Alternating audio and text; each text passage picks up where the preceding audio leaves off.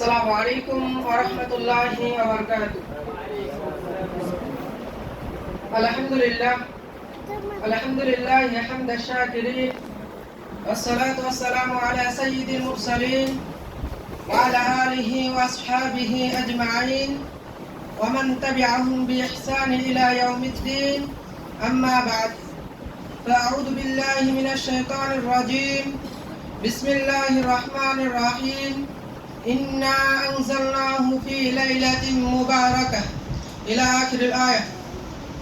قال الله تعالى في آية أخرى: إنا أنزلناه في ليلة القدر وما أدراك ما ليلة القدر ليلة القدر خير من ألف شهر.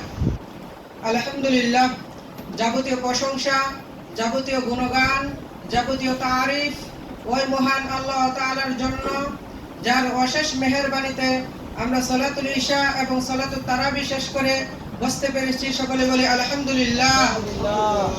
অগণিত দুরূদ ও সালাম বর্ষিত হোক বিশ্বনবী মুহাম্মদ সাল্লাল্লাহু আলাইহি ওয়াসাল্লামের প্রতি।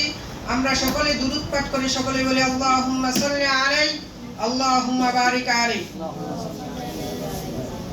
প্রিয় উপস্থিতি, আজকে আমি যে জন্য আপনাদের সামনে দণ্ডায়মান হয়েছি তা হচ্ছে লাইলাতুল কদরের ফজিলত এবং লক্ষণ সম্পর্কে কিছু হাদিস এবং আয়াত বলবো ইনশাআল্লাহ।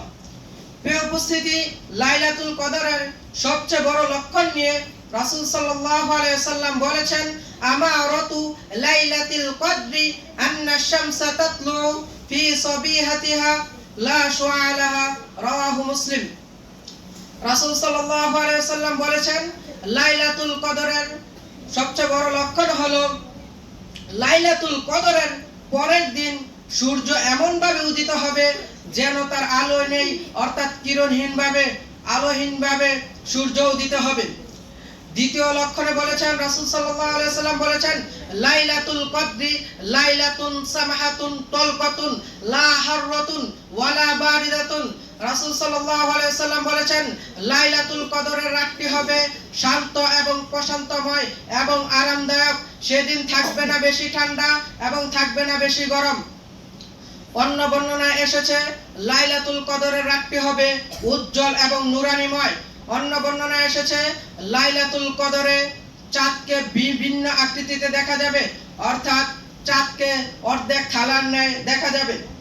ওই লাইলাতুল কদরের রাত্রিতে বেশি বাতাস প্রবাহিত হবে না। লাইলাতুল কদর হবে আরামদায়ক এবং প্রশান্তময়। তবে আমরা নিশ্চিতভাবে বলতে পারি না যে লাইলাতুল কদর কোন রাত্রিতে অনুষ্ঠিত হবে। তবে রাসূল সাল্লাল্লাহু আলাইহি ওয়াসাল্লাম আমাদেরকে নির্দেশ দিয়েছেন, তাহাররা লাইলাতুল কদরি ফিল ফিত্রি মিনাল আশরিল আওয়াখির মিন রমাদান।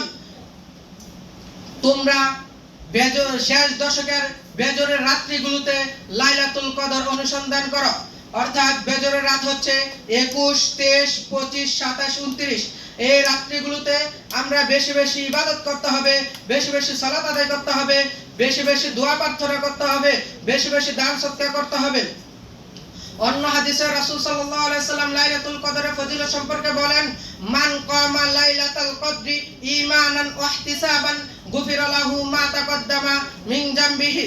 যে ব্যক্তি ঈমানের সাথে সওয়াবের আশায় লাইলাতুল কদরে ইবাদত করবে, আল্লাহ তাআলা তার সমস্ত গুনাহ মাফ করে দেবেন। সকলে বলে সুবহানাল্লাহ।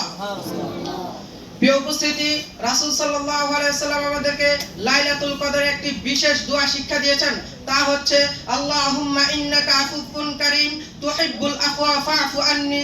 যদি নিজের জন্য দোয়া করেন তাহলে ফা'ফু আন্নি, আর যদি সকলের জন্য দোয়া করেন তাহলে ফা'ফু আন্না। সম্মানিত প্রিয় উপস্থিতি, আল্লাহ তাআলা যেন আমাদের সকলকে লাইলাতুল কদরের ফজিলত পাওয়ার সৌভাগ্যতা দান করে। আমরা সকলে আল্লাহর নিকট দোয়া করি, সকলে বলি আল্লাহুম্মা আফিকনা তাওফীকান বালিগান আমিন সুম্মা আমিন। মা আসসালাম। ওয়া আসসালামু আলাইকুম ওয়া রাহমাতুল্লাহি ওয়া বারাকাতুহু।